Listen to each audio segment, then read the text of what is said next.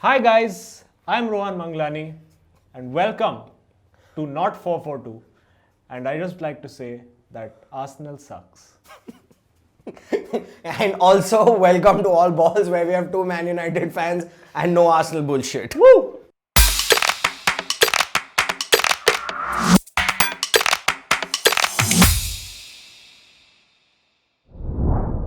Hi guys, I'm Rahul Bell. I have Azim with me Yes. from 442. Azim, how's it going? Good, enjoying life. Let's move straight into our first game. Yes. Our favorite manager, Jose Yes. Mourinho, Yes. playing Pep Yes. at, as per Rohan Manglani, the Tottenham Hotspur no-name stadium. Okay, So then. before anything, let's get into the Mourinho What about rant. the Arsenal no longer Emirates, no mascot stadium? What happened to that? With Ozil at Camp Stadium. Yeah. No, apparently they're what are they? The Tottenham is the worst side in North London. And still they're above Arsenal on the Yeah, table. exactly. And Arsenal's conceded more than they've scored. Great. So we'll screw them up later, but let's get Great into time to this be game. Arsenal fan. Spurs ahead of City Yep. with the goals, Kane, Son merging. But I think killing it's going to be teams. interesting because, again, international break, you have no idea what the hell kind of fitness people are going to have, what's going on. Injury-wise, there's a huge list. I mean, we'll come to the team that's most affected by injury later. But no, I mean, expecting I'm actually feeling very, Spurs positive for this one. Really? Yeah. Like I thought with the whole Mourinho hatred in heart, you would want like a City. No, to I have go nothing through. against Mourinho. Dude. I do. Okay, cool. So again, no two hosts of the show are allowed to agree. This is just a thing, no? No, I mean I don't know. I just feel he's whiny. But then Yeah, coming to but City, I don't know. I feel that Mourinho, there is something about this season that's telling me that this is his year. Like, it's sort of like he's been building it up. Like, he did the all or nothing, or with Spurs season, it's usually all for nothing. He's started an Instagram page. So, matlab, he's like, abhi main kill karega. So, that's the vibe he's going with. but I mean City, De Bruyne back, Jesus back in the goals, Ferran Torres with a hat trick in the Foden. international break. Foden killing it for England. Yeah, I mean they're in form, and I would prefer a Pep over a Mourinho. I mean, I've always been Mourinho over Pep just because in La Liga I was Real Madrid over Barcelona, so is that. But I don't know. It'll be a fascinating battle with both of them. I think both now at like an even footing, and in fact Mourinho slightly like having a slightly upper hand over Pep in terms of the table and in terms of form and all of that. Going to be interesting to see, is Mourinho going to go all out? Is he going to attack? Is he going to do the same Mourinho shit of just park the bus? It's going to be very fascinating, I feel. And the problem with Pep is you never know what team he's going to pick, no? Anybody can play from the youth academy. Anything can happen. Junior Delap will suddenly be in the starting lineup from nowhere. So okay, let's come to it. Your prediction. High scoring or like 1 goal, 2 goal thriller? I'm thinking like 2-1 Spurs. 2-1 Spurs. Yeah. I'll go 2-1 City. So Newcastle has only lost one of their last 7 at home to Chelsea. Yeah. What are your thoughts on that game? Chelsea is going gung-ho everywhere.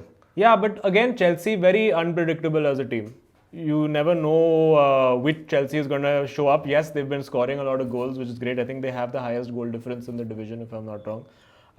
It's always a defense which has been the concern for Chelsea. But I have quite a bit invested in this game because I think I have 4 players involved in my FPL. But the one I'm not sure of is whether Callum Wilson's going to start because he had a hamstring injury. Is he going to be fit? And I think that will also have a bearing on what the result will be, because I think without Wilson, Newcastle don't really have much. They don't have the goals. They don't have much going on. Wo Alan Saint-Maximin. Again, which Saint-Maximin you'll get some Saint-Maximin on one day, Saint Peter on some other day. You have no clue who's going to show up. Steve Bruce ka thing, it's Newcastle home. They haven't lost a lot of games to Chelsea in that. And I don't know, Brucey finds a way to, like in these kind of games, the games where everyone expects that people will just show up and walk all over you, he finds a way to get the players to grind out a result. So I still think Chelsea will win, but Newcastle will make it difficult for them. Because I mentioned in the last episode as well that Newcastle have their best players are their goalkeeper and striker. There's technically nobody in the middle, and Chelsea is like really strong in that area. Also, I feel Chelsea inadvertently the thing of Pulisic and Havertz not being there is working out slightly well for them because you're getting 3 players to play sort of in the natural positions. You got Ziyech coming off the right, you got Tammy, who's the target man up top, and Werner, who likes to cut in from the left. So maybe it's a system that works better for them. And again, it's something that Neville has always said on 4-4-2, which is that ki Chelsea ka strategy is ki up top ek sand hona chahiye. You look at historically their teams. It's a Pogba. It's Drogba. Drogba. He gets on my too much Pogba in your head. Yeah, too much Pogba. Drogba, Diego Costa, Giroud for a while. Like they thrive. Tammy's not small either. I mean, Exactly. So huge. they thrive when they have that target man up top and then play off him. So maybe. And what about Zuma? Speaking of Neville, Zuma, bichara, he's had a good season apart from that one blunder which was more Kepa's fault than his. I think he's done well. He's like the second or third top scorer or something right now after Werner. but yeah, Werner equaling Drogba is 5-5. Yeah. So Chelsea runaway winners. I would like to think so, but Newcastle have the potential to mix things up. But I'll still go for Chelsea. Coming to a team which now I think will replace Arsenal in the Big Six. Yes. Which is Aston Villa. They're not a small team anymore. Yeah, they're not. I mean, they're playing really, really well. They have like that vibe of sort of Leicester City when they won the title, in the sense that obviously I'm not saying that they're title contenders right now. But they do have those few talismanic players who've really stepped up, like Jack Grealish. Insane. Ollie Watkins, I'm still not entirely convinced. I mean, he's only really performed in like 3 or 4 games totally. But a lot of potential there. I think the one guy that we're not giving enough credit to is Ross Barkley, because he has just come completely leaps and bounds from where he was at Chelsea on the sidelines. Now he's been thrust in there into the limelight again. He's been given maybe more responsibility than he had at Everton. And I think he's just upset that they've given him like 60 pace on FIFA, so he just wants to get back at them. No, I mean, they have McGinn, they have Barkley, they have Grealish, And they have Trezeguet. The defense. I mean, Mings, Konsa, Target, Cash, they're not doing too badly. And I mean, Martinez in goal. Yeah, and all of these guys, a lot of these guys, Tyrone Mings, Target, these are all like, if you play Football Manager, they are legendary players to have in Football Manager. Like, anytime you buy them for a small team and move up the leagues, they stay with you. So clearly the scouts who do Football Manager have seen something, and you're seeing that translate to real And in life FPL, they're not bad options Yeah, either. great. For 4.5, 5. I mean, budget. Martinez, what a goalkeeper to have. Yeah, and he'll give you the saves. And against, I mean, a Brighton side that's not really got too many goals. Like Nothing. Tarek Lamptey is, their standout player who's their right back. Yeah. So- I mean, nobody knows what his position is. Is he a right back? Is he He's a right everywhere. winger? He's right. That's all he is. So, yeah, I mean, so what? Villa again going away with this? Yeah, I don't see Brighton really with the firepower. They do have the chance to mix it up. I don't see it happening. 2-0, 3-0. Probably a big win for Villa, 2 or 3 goals. Yeah. You have them in your FPL? I have 3 Villa players in FPL, that's why. So, since our Zomato delivery is on the way, let us get to United West Brom. Yes. Worst record at home. 4 out of 4 are gone. Yep. Conceded 10 goals. West Brom are winless, but United are playing beautifully at home. Yeah. So this is the classic 0-0 encounter. I can see it coming, dude. And your favorite, Pogba. Pogba, again, every international break, this Pogba goes and does some kida. Either his Mina Raiola, what his name is, he'll come and say, Arey, Pogba is best, Pogba is amazing. Then Desha will come, Pogba is best, Pogba is amazing. Then Pogba will come, I am best, I am amazing. But tu bench pe baitha hai na, Fred McTominay khel raha hai tere aage. So there is obviously something wrong with you. I just like this entire every international break. I just get so irritated because there's always it's no matter what the team is doing. Like we've had a good result, we've beaten Everton. Doesn't matter. All the news in the international break, Pogba, and again it should be attention to the team that's doing well, that's progressing and slowly coming along. Obviously, we had huge setbacks with the Arsenal game and Istanbul as well. But the Everton performance was decent. We came back again from losing position. We got the win.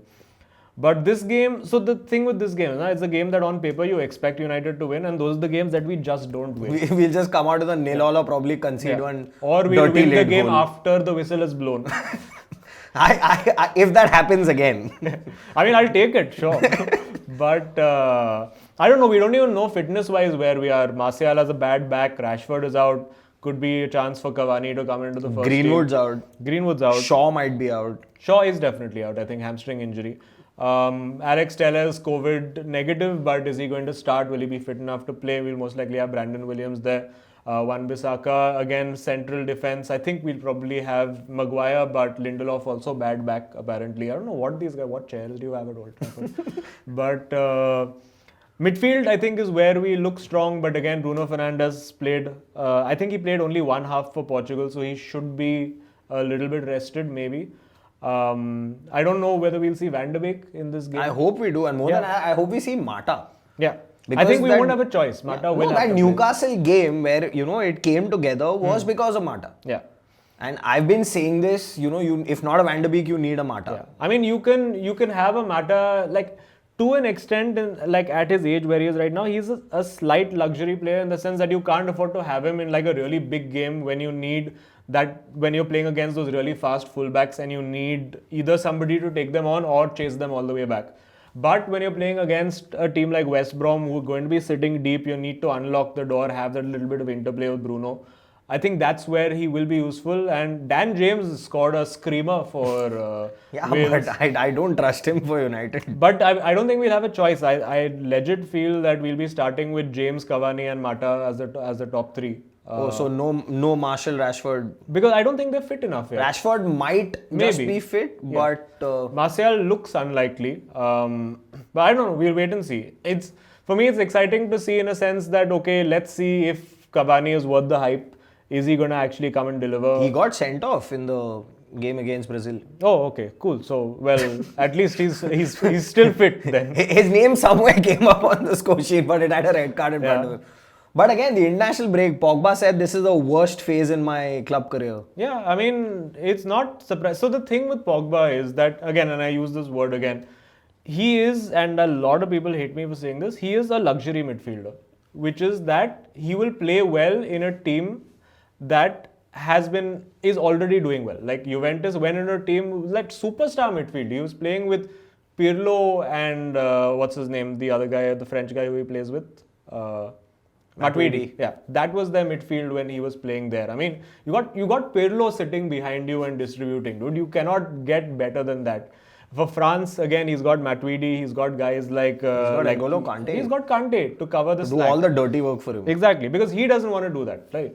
Like everyone says, he should be a 10. He should be a 10. He doesn't have either the physique or like the game for a 10. Like he's the guy who likes to have time on the ball. He likes to look up, pick a pass, and he does all of that well. But he's just not positionally aware.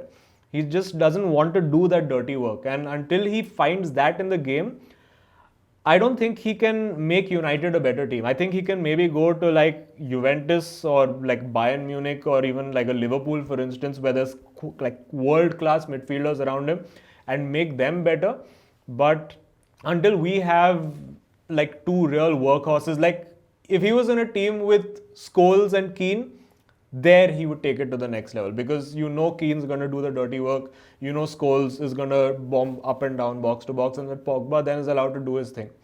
Pogba right now, he's neither here nor there. He won't sit deep and play back. He won't make those bursting runs. I think one goal that he's been involved in was when he burst from midfield and set it up. And we don't see that enough from him. So I just find him very disappointing. He's also been played on the left, which actually brings me to my next question. Which is, Solskjaer, is he the man? He's got the results when, he was on the brink. Yeah. But I feel no.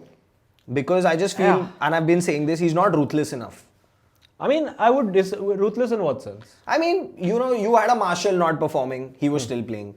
You had a Maguire not performing, he was still playing. Pogba, fine. Pogba being on the bench is not really ruthless for me. But you have a Van de Beek who comes on against Palace, though he gets a lucky goal, but he still gets his goal, right? Yeah. You have a Mata who's been performing Europa and Carling Cup or whatever it is, but he doesn't get his chance here. So he doesn't have that, where Lampard will take that decision and bench a player who's not performing. The young managers, and Arteta will do that. And Arteta's kept Pepe on the bench for such a long time. Yeah. But with Solskjaer, you don't see that. In fairness, like when Maguire had that shocker, he kept him in the team and he had a great game after that. But one game.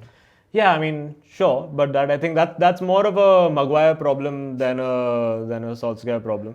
I just feel that it's worth sticking it out at least for this season to just give at least one manager that backing of that cycle to say, okay, let's see what you can do with this team.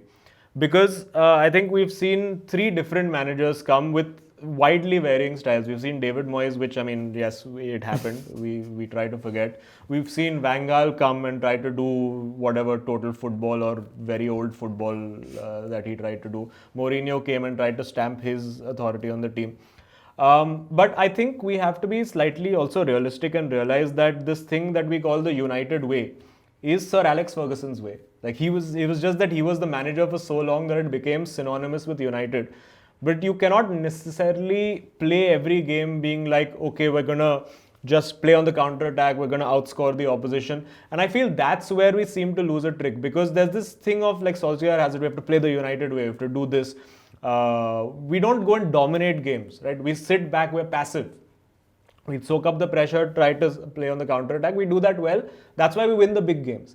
But we don't have that style, that philosophy, that like a gegenpress or a tiki-taka or that thing which like a Pochettino, for instance, would bring, like his own identity. So there is a temptation to say, yes, I would love a guy like Pochettino, or even like a mafia guy like Simeone even to come in and just like toughen them all up, just give Pogba a couple of kicks and get him going. But then it means that again we've spent 2 years in the mire trying to build something and letting it go, and another manager has to come and transition the squad. I feel let the squad sort of start to come together, and if it's still not working, then you at least have a slightly cohesive unit, and then another manager can try to take that over. Because I mean, and in the Ferguson time, there was a time where it used to be said that teams come to Old Trafford, go 1-0 up, yeah. and then they fear that Man United that's going to hit them after that. They used to be okay at 0-0, but at 1-0 up, they used to get scared. Yeah. Here, as a fan, I am scared because if West Brom come to United, go 1-0 up, that's it. We're doomed. Yeah. That's why, I mean, I found it heartening. Like that 3-1 against Everton was a very typical, like, prime United performance in the sense that we went the goal down. We came back into the game, got the 2-1, and then scammed the 3-1 on the counter attack, which was showbiz goal. Yeah, which is how we would win most of our games against like the Evertons and the West Hams and the Villas of the world. So it was good to see that, and let's see. Hopefully, he can find some continuity. The schedule is not kind at all, and the entire thing with the press conference about complaining about players being injured. I think he was just annoyed about Luke Shaw. He was like, "Dude, I've spent 1 year getting this guy's hamstring. I have massaged it myself. You made him play so much, he's injured again." I think that's why he was upset. Yeah, but I mean, Luke Shaw, before he actually did his hamstring the first time in the Champions League game, if I remember correctly, was playing phenomenally that time. He was having his best game. Yeah, he was having his best and he was out. Yeah. And then, but West Brom didn't have their worst game against Spurs. Yeah. They just got outdone by that little bit of quality by Harry Kane. Yeah. Which is what I'm worried about. And then David De Gea. I mean, he's had 2-3 great games, but you never know when he'll just flip one and it'll go back in. But I mean, I think since Henderson's come in, De Gea's been like, okay, there is a chance that if I have 3 howlers, I'm going to get dropped. So he stepped it up, which is good because then it's one less person making mistakes in defense. Tuanzebe looked very good when he came in, but then he had another shocker the game after that. So it's very, I mean, there's no way to tell what this United team's best 11 is from the outside, and I'm sure that's how it is on the inside as well. And I think that's Ole's biggest problem, which is that he can't seem to figure out what is the best system to play with this team. He went at 3 at the back. He's like, okay, this is my big game formation. Then he went with the 4-4-2 diamond. It worked for 2 games. He's like, we'll do this, and then it got screwed. So I think it's about finding the right pieces of the puzzle. Sort of like maybe it might happen by accident, like it's happening with Chelsea, where they've realized that it's working well with the Tammy up top and a Ziyech on the right and the Werner on the left, and no Pulisic and Havertz. So maybe it'll take something like that. But I can never know what United will show up on the day. Never. Dare to make a prediction? Dude. It becomes the Dil ka prediction is 5-0, but expected prediction 0-0. 0-0. Fulham versus Everton at Craven Cottage. Now, Everton's gone from 4 wins to 4 losses. Yeah. We spoke about them having the Leicester charm, as you mentioned. Yeah. They clearly didn't. They lost players, but they still have the squad. So, I don't know what's wrong with them. Again, I think it'll take time for them to gel because it's again a squad that has a lot of players, especially when the midfield is brand new, pretty much. You've got your Alan, what's his face? Doucouré and Andre Gomez. And Gomez, and obviously James in front of them. And that's 3 players who, it's one of those things, right? When you put like 3 stars together for the first time and it just clicks and it's great, but then to sustain that can be a problem over time. And then with the injury to James, then I think it changed the way that they played because James, like for Ancelotti, I think James is their most central player where he's been told you do whatever the hell you want and these guys will work around you. And he's built that system and maybe they've trained in such a way that James is the guy who creates the spark and is the main man. And when he wasn't there, I think they felt it. Richarlison not being there also was a big problem. Calvert-Lewin, great finishing. He's that like fox in the box, so to speak. He's just always there, wins the headers, bullies defenders. So they do have something going. Their defense looks relatively decent as well. Luca Dean was missing for a couple of games. He's a huge impact with the left back, the runs, the crosses, the corners. But now I think they're fully fit for this game. They have most of their squad that's back. And James is back. Yeah. Richarlison scored in the international break. I honestly don't think like Fulham, I don't see them doing much in this game. Like Mitrovic is again the only real hope. He's overrated, I feel. Yeah, it's like bas wo Mitrovic. But it's my favorite joke. But yeah, I mean he's one of those where he'll show up and he'll bully the defense and score 3 goals, or he'll just lose his plot completely and get sent off in the 30th minute. So not a really dependable guy, but he's the best attacker that they have in a sense. But I don't see Fulham with much of a chance, not in this game and not in the season as well. I expect them to go straight back down. So yeah, I mean they were one of the teams that we predicted to go down. Easily. So easy win for Everton. Easy. I think this will be Everton's sort of like comeback game, like show people that we're still around. I think it could be like a big one, like a 4 or 5 now. Sheffield versus West Ham. Sheffield, no clean sheets, 1 point. Yeah. West Ham lost, I think, 1 in their last 6. Yeah. Sheffield, I don't know, again, very disappointed with them this season. I think the main area that they really needed to strengthen and didn't do anything about it was the forward line. Because there's just the Ollie McBurney and Jeff McGoldrick, and these are guys who, Jeff McGoldrick had never scored a Premier League goal in I don't know how many attempts until after the lockdown versus Chelsea, I think. Versus Chelsea, and then he scored again. That game, it's actually irritating because I'd made a Dream 11 team for that game. And I got confused between the 2 Mecs, the McBurney and McGoldrick, and I picked the wrong one. Otherwise, I would have won. You played Dream 11? Yeah, because I take all these kachra games that nobody is interested in because then I have a chance. And then you play the 49 rupee 1 crore win. Yeah.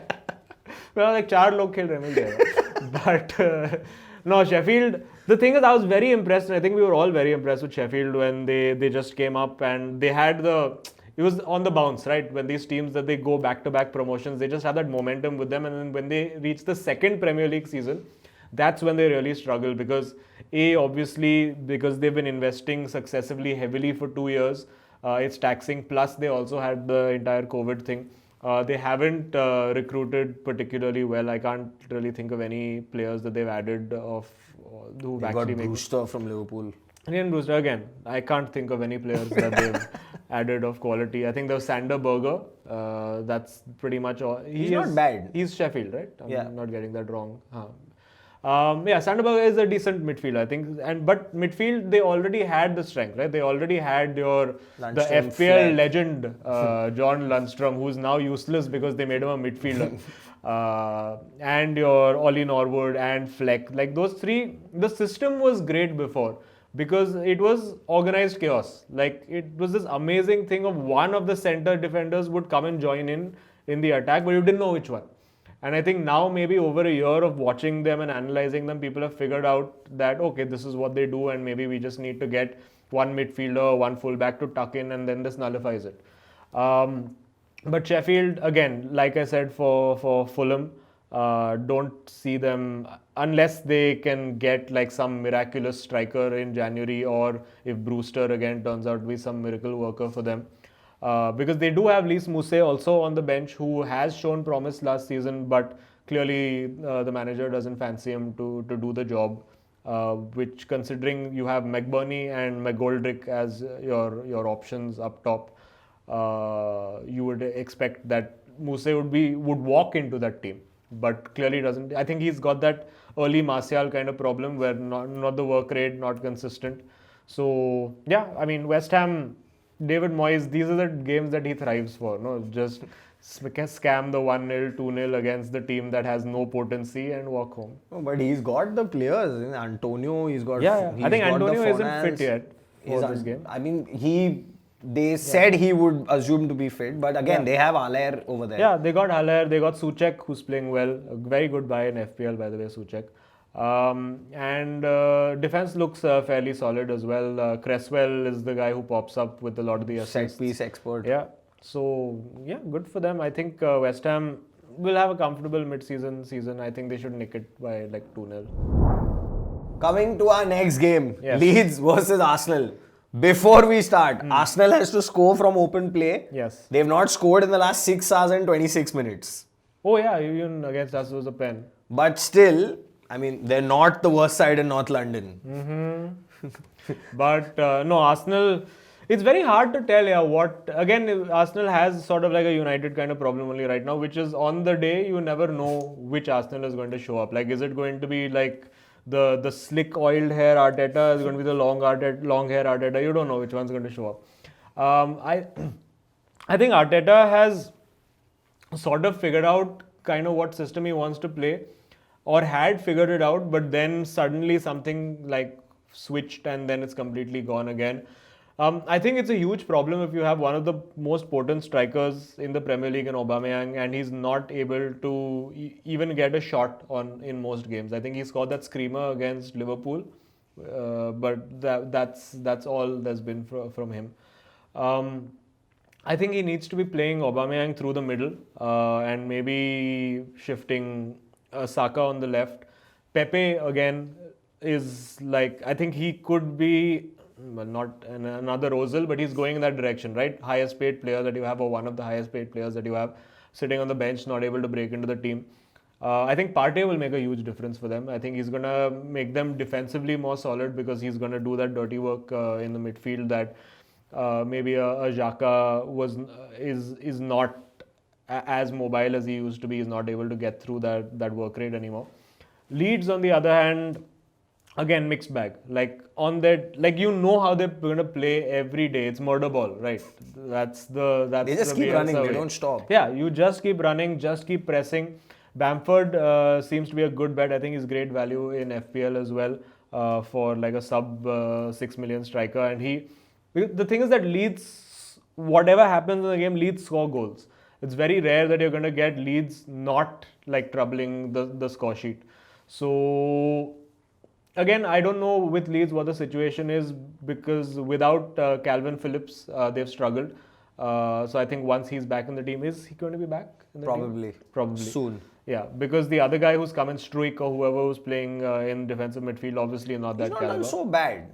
But Calvin is the heartbeat of that team, right? He's been around there. He's the local lad. He's the sort of team leader over there. He's the talisman, right? He's I think their most prized possession in a sense. And when he plays, I think everyone else plays better with him. Defensively, they've looked a little bit suspect, I feel. I think they've been a little bit naive at times, leaving themselves a little bit too open. But I think on their day, they're very, very hard. Like if they come flying out and they score a couple of goals like they did against Liverpool, they really, really make it hard for you. So Arsenal will struggle in this one, I feel, because where are the goals coming from? And Arsenal's probably without Willian as well. Yeah. Because, I mean, he's taken off to Dubai to meet our dear friend. Oh, yes, correct. So, nobody knows why he's gone there. Yeah. And all of a sudden, Willian's in Dubai. Yeah, it's just like... I mean, it was enough that they were tortured by one Arsenal seed over there that they said, okay, you take another one. Uska bhi bhai ka shadi hoga. But so there are no goals. Oba's not getting the goals. And that's... Laka's inconsistent. And Nketiah... Nketiah has to come from the bench. I call him the tap-in man. I don't know why. Yeah, because he comes off the bench and scores tap-ins. Yeah, I mean, Saka Again, not getting the goals. He does the hard work. He gets the assists in. No Willian. Pepe is on the bench. Even if he plays. Yeah, Ceballos has now come in, but again midfield. Like where is the wide creativity coming from? And it's almost like funny to say this, but right now Arsenal need an Ozil. They need a prime Ozil in that team to make things happen, to link the play, to break down defenses. Which is not there. And again, because Arsenal can't seem to score themselves, and you add the equation of Leeds rarely failing to score themselves, I'm leaning towards a Leeds win for this one. And especially if you're an Arsenal team that's, trusting David Luiz at the back. Well, I mean, they're not using him anymore now that they've got Gabriel and what's the other guy? Holding. But yeah, it's still, he's going to play sometime, during the season. And it's not just this game. But if your next best centre back is David Luiz. Yeah. I mean, they do have William Saliba also, but I think he's injured. Again, not played, not tested as much. And who's the other guy? The Brazilian fellow they have? They have a lot of centre halves. I think they just come. Pablo Mari. Again, a lot of centre halves who just come and I think David Luiz only breaking their legs in training. He's like, that's the only way I can play. He just puts a tackle on all of them. On paper, their defense looks fairly solid. But I think also getting Bellerin back. I think Bellerin and Tierney are right now the two most key players, because that's where the white threat comes from. Bellerin's getting forward, bombing forward, putting crosses in. Tierney is getting forward. Tierney, although, is playing centrally for them these days because they play three at the back. So, again, difficult. I haven't followed Arsenal enough this season to know what kind of tactics they employ for a game like this. But I just purely going on numbers, I would say that Leeds will probably outscore them. So Arsenal's usual tactic is, just sit in there for 70 minutes like we. That's what they did against United. And then hope. Yeah, against United, it was just lucky. Gabriel, I don't want to get into that rant all over again. But you're predicting Leeds to take this. Yeah, probably by one goal. It could be like a 1-0 or it could be a 4-3, but I feel they'll score more than Arsenal. You realize there is a spirit in this beanbag that is going to come out and haunt you for the rest of your life. That's cool, man. If this happens. But yeah, Leeds to win over Arsenal. What you should do over here is ask Rohan. Rohan, what is your prediction? And then just put a video. This is what Rohan had to say. Rohan's probably chilling with Willian right now watching us. Liverpool, Leicester. Yes. At Anfield. Or what's left of Liverpool. Or what's left of Liverpool. Van Dijk, Gomez, Matip, Alexander-Arnold, Robertson, Salah, Thiago, Milner, Henderson with a minor injury, Alex Oxlade-Chamberlain. Robertson also not fully fit. Robertson. Yeah, that whole backline. Yeah. What is Liverpool going to do? अरे वो Firmino खेलेगा ना अकेला Firmino and Alisson. Firmino is a defensive midfield centre forward. You don't understand his position. He can play anywhere along that centre. He's got roughly 21 games without doing because like he's Jack. He's a defensive midfield, gegen pressing, box to box, libero, forward midfielder. It's bizarre. So everything is going to be done by him. Everything he'll do. Liverpool squad depth is going to be tested big time in this game. Yeah, I mean, I think only person happy over here is Minamino. He's like, finally खेलने मिल रहा है, dude. कितने साल हो गए. But also, I think Jota will start over there. You'll probably see Origi. You'll probably see Shaqiri. Firmino, as you said, I think off camera, he'll probably play in the hole, which again means that Minamino won't get to play. But उसका jersey बिक रहा है तो ठीक है. That's why he was signed anyway. But it's going to be a struggle for Liverpool. I don't know what they're going to do defensively, and that's a worry because you've got Jamie Vardy who's in hot form right now, and when Vardy is hot, he scores like 8 games in a row, 10 games in a row, does whatever the hell. And Leicester looking very good. I think Rodgers got them playing really well. Despite having a couple of like their own fitness concerns. I think the Castagne was out. I think he may be back now. But considering Christian Fuchs is rolling back the years and playing like he was in the title season. Ricardo Pereira is also back in there. They've got very good fullbacks. They've got a good defense. Midfield-wise, Yuri Tielemans again in form. I think maybe they're lacking. The place that they lack a little bit is on the flanks. So I'm not entirely like Albrighton and Harvey Barnes are like, yeah, I mean they're good players, but are they the kind of players who can win you a title or like win you these kind of games? Because in the title season they had a Mahrez who was your X factor coming in from the wing.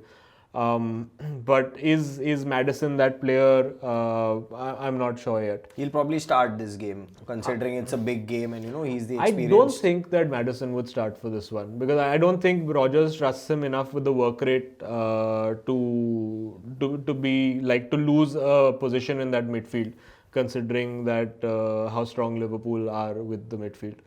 We'll probably see. I think Wijnaldum will probably play. You might see Naby Keita. Is he fit? He is also a doubt. He's also a doubt. So I mean, most, you most don't of know. Liverpool is a doubt. Most of Liverpool is a doubt. So it's going to be very interesting. I genuinely think that I want to say that Leicester will win, but I feel that Liverpool just have this sort of resilience to them.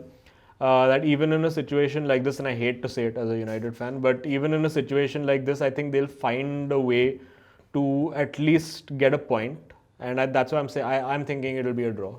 Because even with whatever they have available, like even if Fabinho is fit enough to start, that's one centre back. Yeah. He'll probably pick up someone from the youth team and bring him there. You have Milner if he is again fit to fill in at either one of. Yeah. But apart from defense, I mean midfield and forward, they're pretty sorted in terms of substitutes. With your Jotas, your Shakiris, but I think Mane is fit. The hallmark of their title-winning season is how little they had to rotate outside of the midfield. That backline was set every game. The front three was set every game. It's only in the midfield where there was occasionally like a little bit of tweaking. A Wijnaldum coming in or out, a Fabinho coming in or out. They didn't have the option of Thiago obviously over there. So that the entire title season was built on stability. So it's going to be, I think, their biggest challenge of the season or of the last couple of seasons, in fact, to see how they deal with this. Like, as a United fan, there is that vicarious pleasure that comes because I've been saying कि तुम लोग का 4 injury होने देना फिर देखते तो अभी देखेंगे.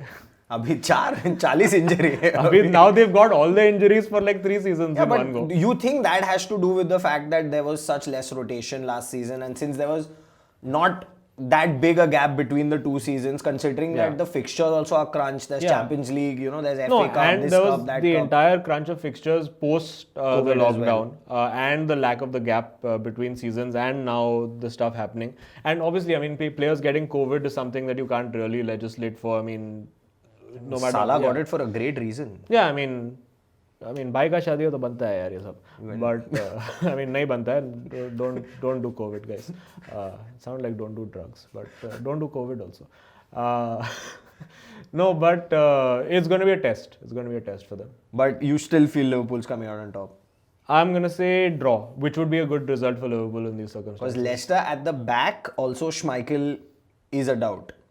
So that means, a new keeper coming in. Fofana at defense is done brilliantly well.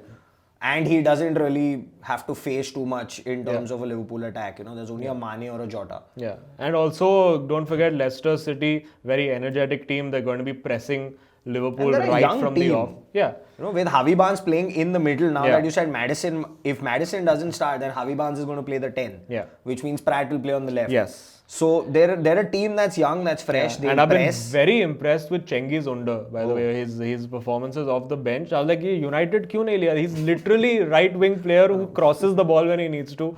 Why did we not know about this? We've bought a player who's coming in Jan. Yeah. Who's put up training videos and we've called him the next Messi already. Yeah, no, uska, I'll tell you what happened. I have the inside scoop on that story. By the way, Fabrizio Romano follows me on Twitter now. So that's why I know all the gossip. I've started spreading fake ISL rumors now. I say Pogba to East Bengal. वहाँ का भी आके midfield ruin कर देगा. Actually, the conspiracy theory about Amad Diallo Traore is that Ole sent a message to Woodward saying कि let's get Adama Traore. तो और वो auto correct हो गया तो वो Amad Traore ले लिया. So that's actually how we ended up with him. We don't want Adama Traore the way he's playing this season either. So Leicester or Liverpool? Draw for this one. No, you pick one. Draw. No, you pick one. Okay, Leicester then. Fine. Burnley versus Palace at Turf Moor. Burnley winless in their last 7. Palace finally winning a game without Zaha scoring. Yeah. But Burnley also keeping, I think, winless, but they've kept like some 3 nil-nils out of those. So Burnley's backbone has always been the defense. I mean, they're sort of like Sheffield in that sense where But they have strikers who occasionally click, like your Ashley Barnes and Chris Wood. When they get going, they properly bully defenses, and I think that's where they pick up the points. A few games where they click, they win those and get like a 1-0 or a 2-1 or whatever. Crystal Palace again will be interesting. I think we're going to see Bertrand back. Mitchell is injured, obviously. Again, FPL legend. We thought he was going to be the new Wan-Bissaka for FPL, Mitchell, but he's picked up a knock. But I have been told by one of our FPL experts that apparently even when he's back, he'll probably play in the team at right back. So don't get rid of him. I got rid of him, but you don't get rid of him.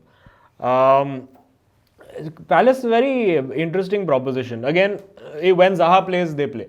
And I think it's genuinely as simple as that. When Zaha is having a good game, Palace have a good game. When he's not, they're just out of it. No, but last game, he had 1 assist and 4 goals. Technically, they had the game won before Zaha could come into the game. Fair. But then again, that whole Bamford offside controversy was, it was at 1-1, so it was a changing moment. But I mean, good to see them getting goals apart from Zaha. That was also, that game was also like a little bit of Leeds being very bad with their finishing right at the top. Like they could have been like 2-1 up Leeds themselves and it would have been a completely different game.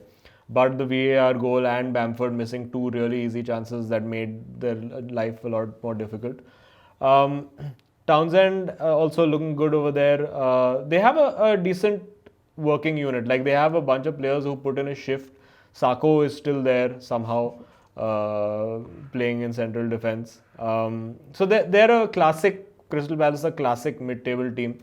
Burnley, I think they will play with a bit more fire in their bellies now because backs against the wall, they haven't been winning a lot, but they've got the core of their game back, which is getting their defense back in order.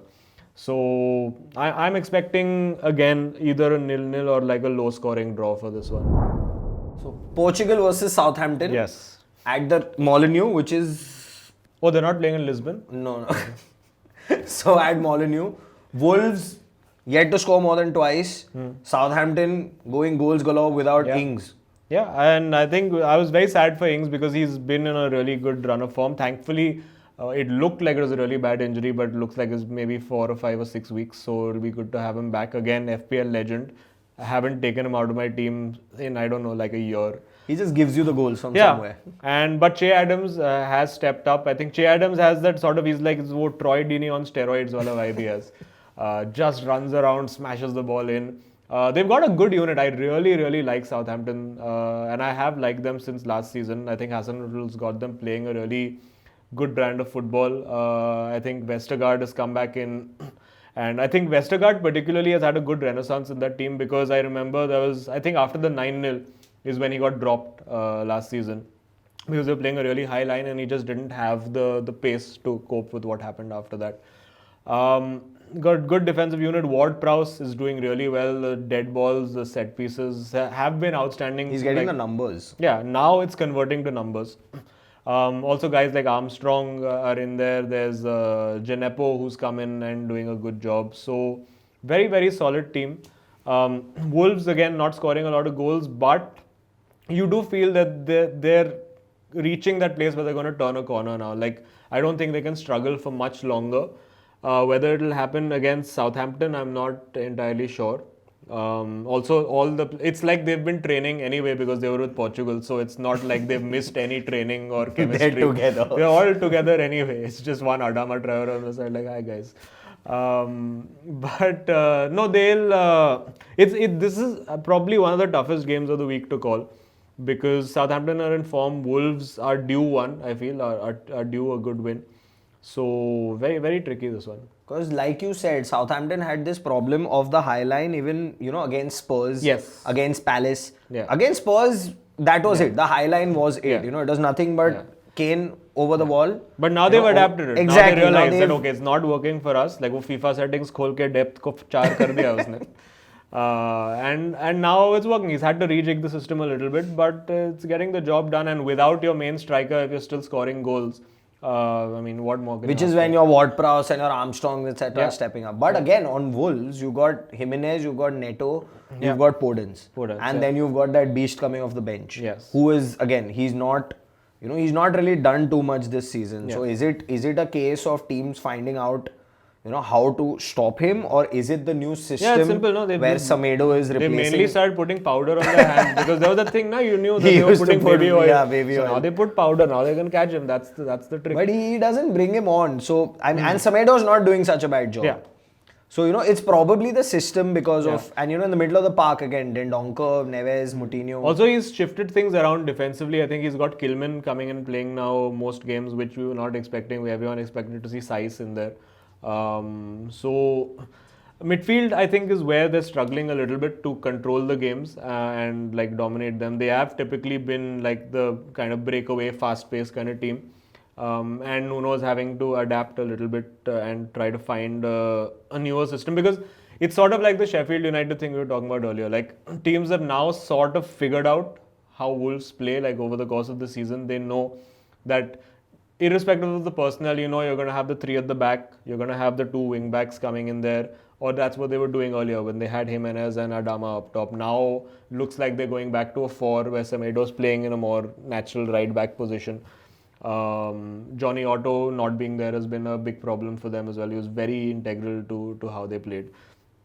So I think once they start to click, as I said, it's not far away, and I do think we'll see a resurgence. Whether it's in this game, I don't know, but this is a very tough one to call. So I am going to call it like a 2-2 draw. Coming to the fact that your team, you said they're due a win. So these teams, I mean, we've seen teams who've lost a bad game and then they've come back. Yeah. One question was, overall in the Premier League this season, do you think the crowds not being there Huge have impact. affected teams, which makes it easier for them to come back from a loss or a bad performance? Yeah, I think it does. It also has taken home advantage completely out of the picture, as we can see with United. What is home advantage at all? But no, it's because there's no pressure, right? I mean, even for us, like, only we can hear that like canned fake noise on the television. Very annoying. They can't hear that. So it's about playing without pressure. It's sort of like a high intensity training match for them, where they're sort of able to, like, if they've worked on a lot of stuff in training, they can work on that, and because they don't have to tune out the noise and the occasion and all of that. Obviously, I'm not a professional player, so I can't tell what it's actually like to do that. But I imagine that's what it is, where they're able to play with a little less pressure, a little more freedom. That's why you're seeing guys like Villa like demolish teams like Liverpool, like they've done before, like they demolished Arsenal recently. What do you think, Rohan? I agree. Alright guys, thank you so much for watching this episode. As you know, I am Rohan Manglani, and it's been great here to talk about Arsenal losing. It's my favorite thing in the world to do. And don't forget to like, share, subscribe to All Balls, and also follow 442, which is a very funny show done by some guy called Azim Banatwala. And he might be having Rahul Bail coming and playing FIFA on his channel as well. Are we taking Arsenal? Sure. What other team can Rohan Manglani take?